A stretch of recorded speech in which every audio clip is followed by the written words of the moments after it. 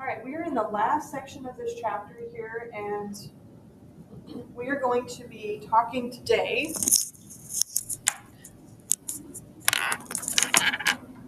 All right, there we go. We're going to be talking today about modeling using variation.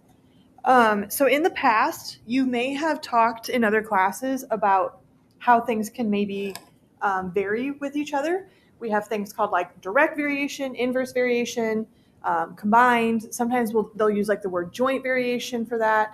And so we're going to talk about what do they all mean? How do they look different for each other? How do you set up problems that involve these different types of variation? Okay, but what a variation is that it's talking about a relationship between the variables that you have inside of your problem. And, do they behave the same? Do they behave differently? Do they behave the same as this piece, but then they act differently than this piece? So being able to kind of read and understand what all of that means.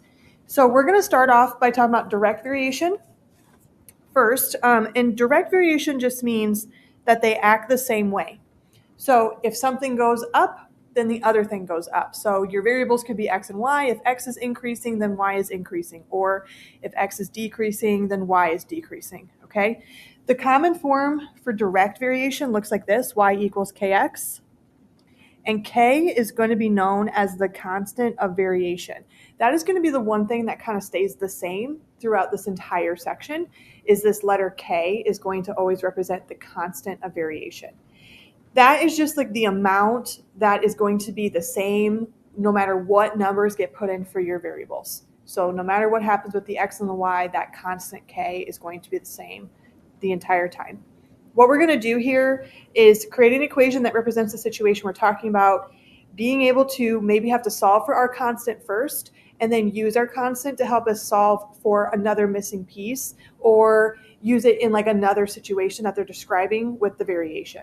So sometimes they'll give you something that's happening, like a situation, and they'll want you to find the constant first. And then once you have the constant, they'll want you to solve other problems that are kind of related to the same situation that they were talking about, and being able to just kind of plug it in and kind of work from there. Okay. So for example, this first one here says that the number of gallons of water you use to take a shower varies directly as time. Just let's talk about that for a second. Does that make sense? Like I said, very directly means that they act the same way. So they're saying the more time you are in the shower, the more water you're going to use, okay? Or the shorter your shower is, the less amount of water you're going to use. Does that make sense? I mean, it should, right? If you're in the shower for 5 minutes versus 20 minutes, you're going to use way less water in those 5 minutes than you would if you were in there for 20 minutes, okay? So it makes sense that this would be a direct variation. It goes on to say that if a 5-minute shower uses 30 gallons of water, so I'm just going to underline that, how much water is used in a shower that lasts 11 minutes? So they're going to write an equation first. What they did for step 1 is they wrote the equation that says W equals KT. What do you think W stands for? Yeah, it stands for water. How much water has been used in this time that you're in the shower? What does T stand for? Good. T stands for time, how long your shower is. Okay. So that first piece that I underlined says that a 5-minute shower, so that'd be your T, uses 30 gallons of water. So that would be your W. So you can see down here in step 2, they put 30 in for W. The K is left as K because we don't know what the constant is. And 5 was put in for the time. So then to solve this, another way you could think about this being written is that it was 30 equals 5 times K, and they divided both sides by 5. 30 divided by 5 is 6. So we just found that our constant of change is 6. So then it goes on in that problem and it says, all right, now how much water would be used if your shower was 11 minutes instead? So a 5-minute shower was 30 gallons of water. We already talked about this as a direct variation. So if you have a shower that's 11 minutes, we should know that the gallons is going to be bigger than the 30, right? Because we're spending more time in the shower. So they rewrote our equation here for step 3. W is the water still. Notice how they've put a 6 in for the K because we solved for that in the first half of our problem. And now they're putting in the 11 for T because that's our new time. So 6 times 11 is 66. So this means 66 gallons of water would be used in that 11-minute shower. Do we have questions on how I did that? It might be helpful for some of you to kind of think about this problem is like split into two parts. Okay, so everything above the blue line was to solve for your constant. You had to do that first. And then everything after my blue line is using the constant to finish it out. All right, so when you look at these problems, you're probably going to have to do that for most of them. You're going to have to find the constant first, and then you're going to have to use it to help you solve for the second half of the problem. So why don't you guys take a minute here and try to read through this next one and work through it on your own.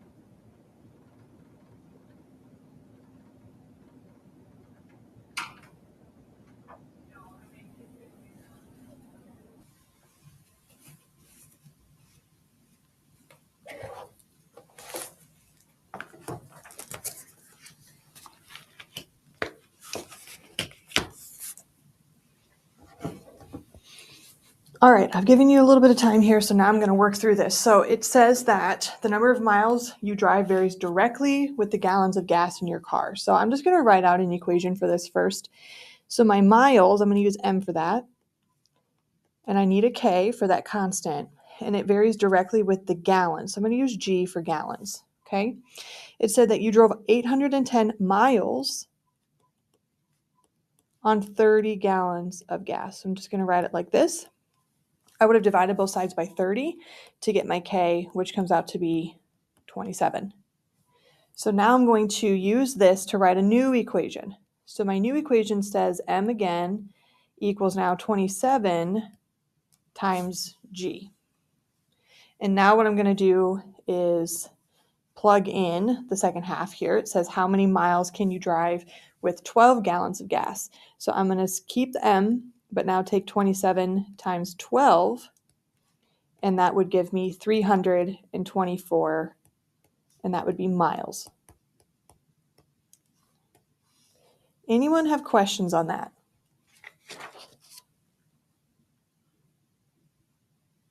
Okay, if you guys turn your page over, we're still talking about a direct variation here, but this time the problem is going to be using exponents. So let's read through this and see where the exponent is going to come in. It says that the weight of a great white shark varies directly as the cube, okay, that's a key word there, of its length. So let's just start by writing out an equation. Okay, the weight of this shark varies directly as the cube of its length.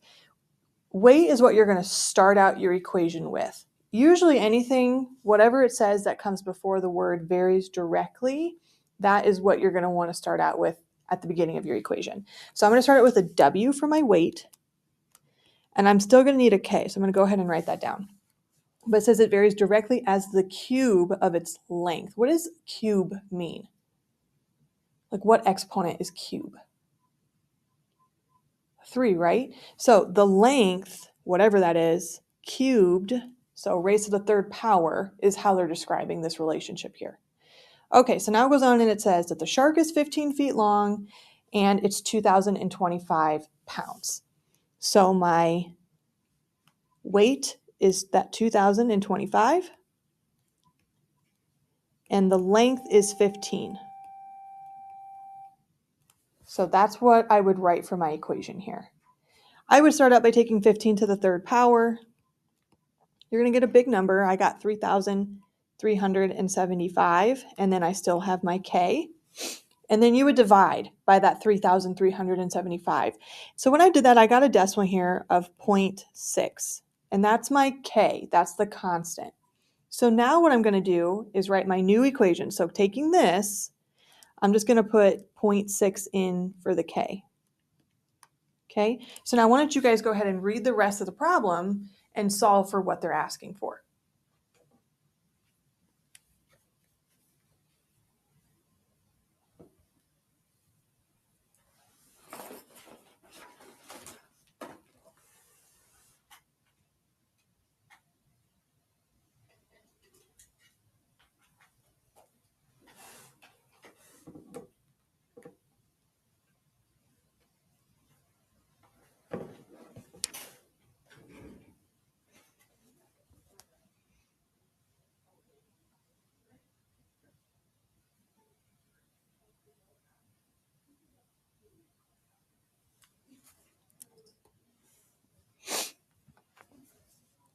Okay, the second half of the problem says, what's the weight of Jaws? Do any of you know what Jaws is?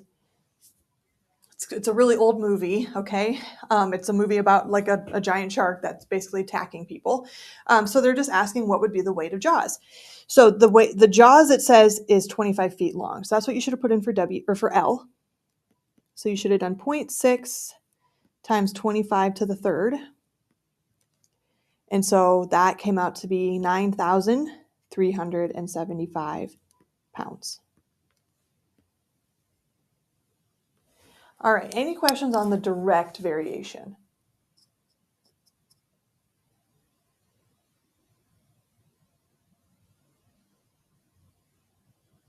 Okay, let's go on now to inverse variation. So inverse looks a little bit different. Remember, direct was the things act the same way. Inverse is opposite. So inverse means if the first variable is increasing, then the second variable is going to be decreasing. So they're going to behave differently or completely opposite of each other. So your formula is written a little differently for this one too. The direct, remember, was y equals k times x. For an inverse variation is y equals k over x. So the formula just looks a little bit different. The way we solve these problems is the exact same way that we were doing them, though. There's probably going to be two parts to it. You're going to have to solve for your k first and then use that in a new equation to help you solve for whatever they're asking about. So let's look at an example here. It says the length of a violin string varies inversely as the frequency of its vibration. Just reading that first line, let's talk about what our equation would look like. So the length would be like L, and that varies inversely as the frequency. So how they wrote that down here is that L, the length, would be equal to your constant K over F for frequency. So it's a division problem now instead of multiplication. All right, so let's keep going. It then goes on to say that a string that is 8 inches long vibrates at a frequency of 640 cycles per second. So this next part of the problem here is what we're going to use to help us find our constant. So you're going to put an 8 for the L, because that's the length of the string. And then we don't know K, but they're telling us that the frequency is 640. So we're going to write it like this. And then we're going to multiply this time both sides by that 640, because since it's in the denominator, I'm not going to want to divide by that. I'm going to want to multiply to get that K by itself. So these are gone. And so my K is going to be equal to 5,120. That's what you get if you multiply 640 times 8. Just like before, I'm going to now take this and I'm going to write a new equation. So using this format, L is going to be equal to 5,120 all over F. So the last part of the problem here says, what is the frequency of a 10-inch string? So what letter does the 10 go in for? Good, it goes in for the L. So you're going to do 10 equals 5,120 over F. Okay. How would we solve for F?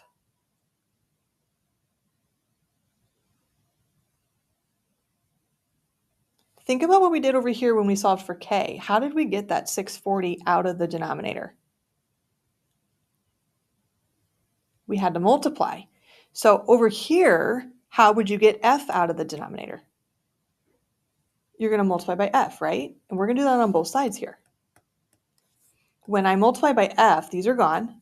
But over here, I can't really do anything. This doesn't become like a number because I don't know what f is. So I'm going to write 10f equals 5,120. And then what would you guys do? You would divide by 10, right? So what is the frequency? Yeah, 512. And so up above here, it says the frequency is whatever your number cycles per second. So after my 512, I could just write cycles per second, like that. So inverse is a little different than direct, but as far as setting up and solving the problems, it's going to act the same way as what we were doing with the direct ones, because you're going to have to find the constant first and then take that a step further to actually solve for your answer. Okay, so right underneath it here, there's another example of an inverse variation. Go ahead and read through this one on your own, and I'm going to give you a couple minutes to try to solve it.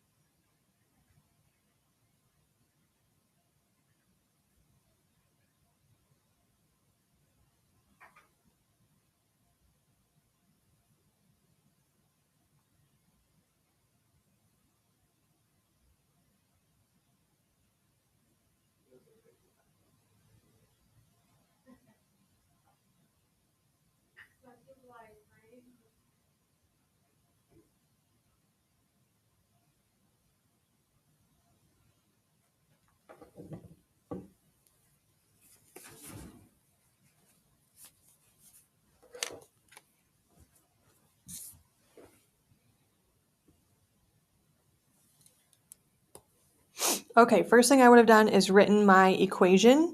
So it says the pressure of a gas in a container varies inversely as the volume. So I'm going to use P for pressure, and it's going to be my constant K over the volume. So I'm going to use V for that.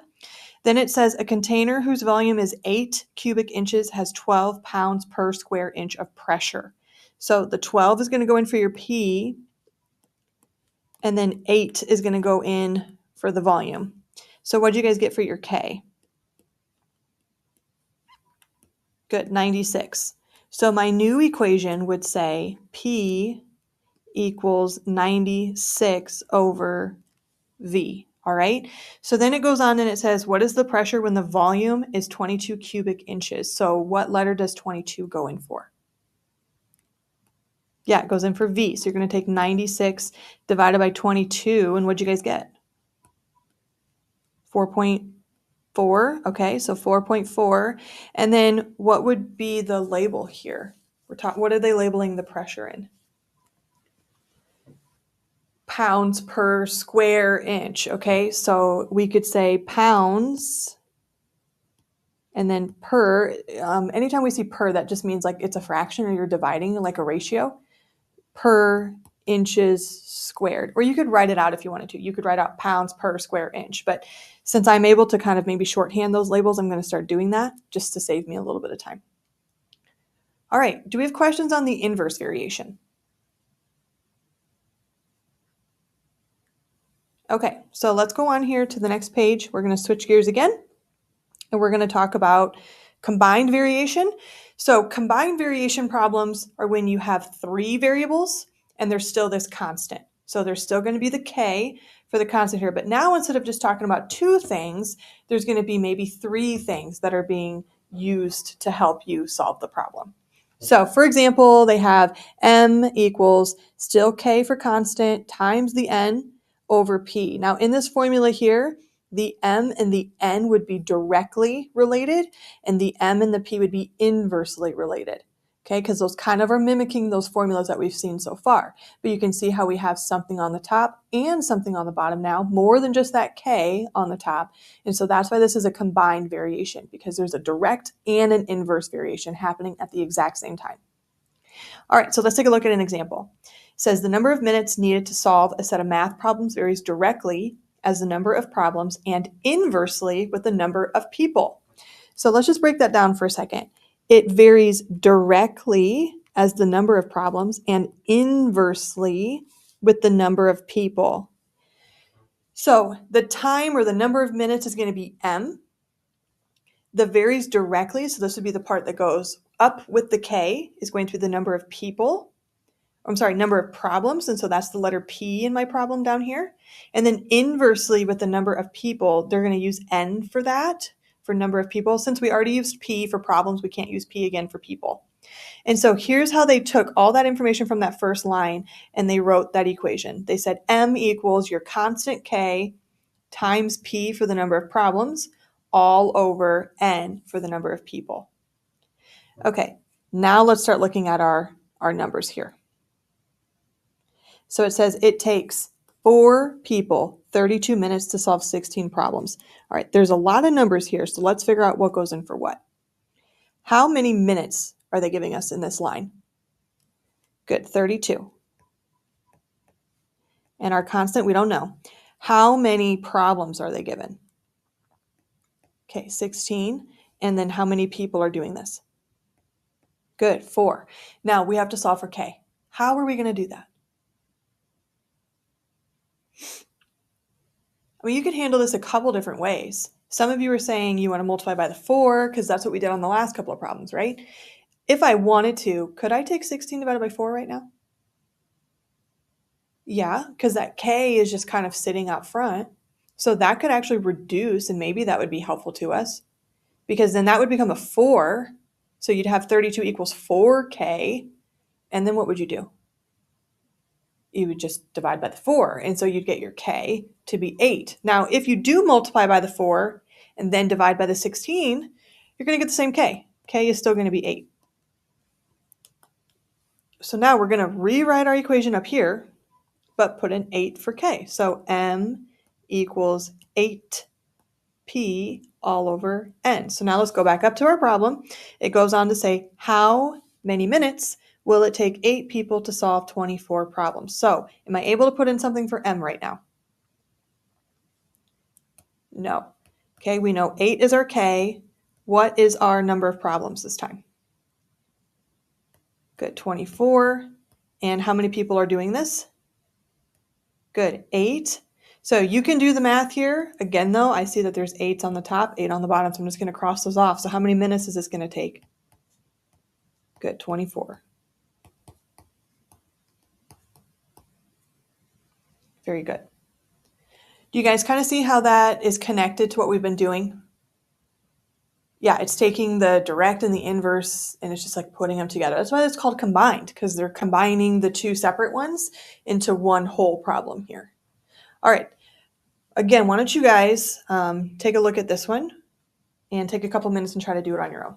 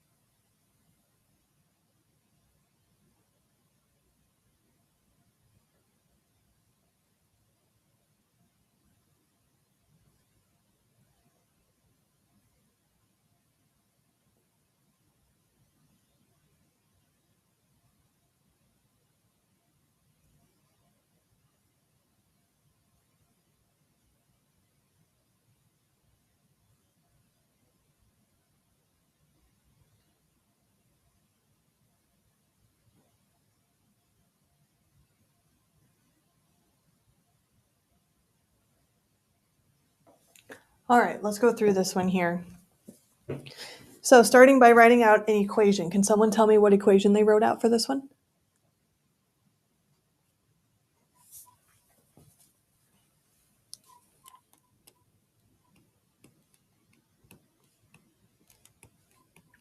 Okay, and so S stood for your sales. All right, K is your constant. What's A stand for? Okay, the advertising budget, and then P is, okay, the price of the product. Good. All right, so how did you guys, like, what numbers are you putting in where in order to solve for K? Okay, 12,000 was your sales. We don't know K. What'd you guys put in for the advertising budget? 60,000. And then over what? Good, 40. Okay, so you had to deal with some kind of bigger numbers here, but we are talking about sales. Okay, so they're probably talking about some large amounts of money that they're spending on this. What'd you guys get for K? 8. Okay, so then your new equation should have looked like this.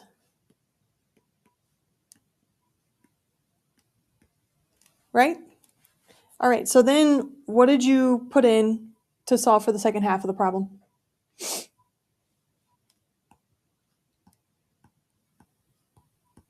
Okay, over, yep, good, 40. So you don't know what S is, right?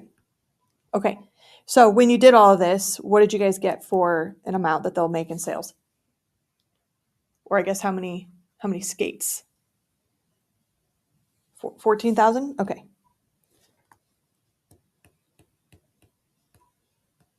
And I would say skates for my label. Good. All right.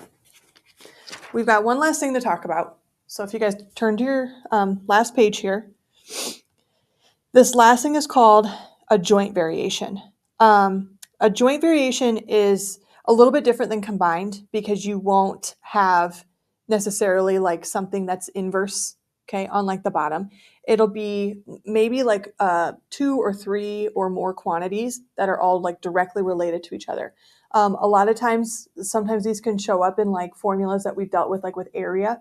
So they're giving you like an example of like area of a triangle, but you could be dealing with like area of a rectangle, area of a square, area of a parallelogram, area of a trapezoid, like any of those types of formulas that maybe you've had to do in the past, or even like circumference or area of a circle. Like some of those formulas, they all have different letters and they're all like on one height, right? Or on one level. You might have like the 1/2, but we could pull that out from the fraction and have it be in front. So these are going to be going kind of back to our direct variation, but you're just going to have a lot of different letters being used here.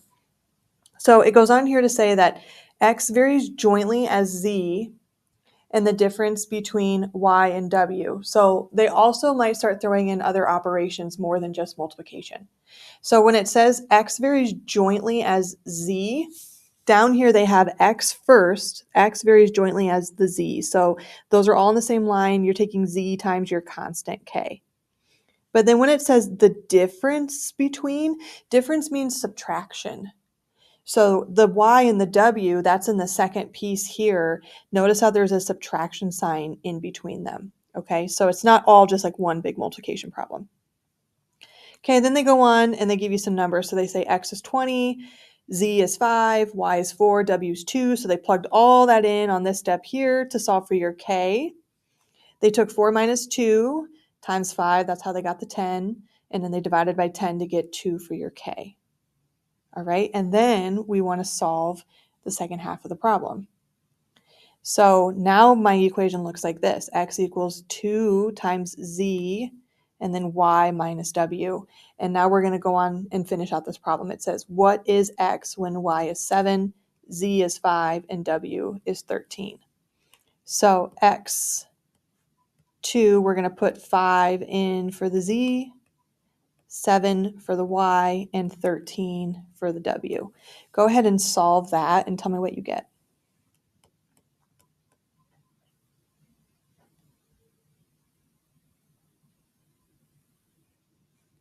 Good, negative 60. Very good. All right, so there's one more here on this page. Again, I'm going to give you guys a little bit of time. You need to write out an equation. and then I want you to solve for your k, and then solve for the second half of the problem too. So go ahead and take a couple minutes to do that.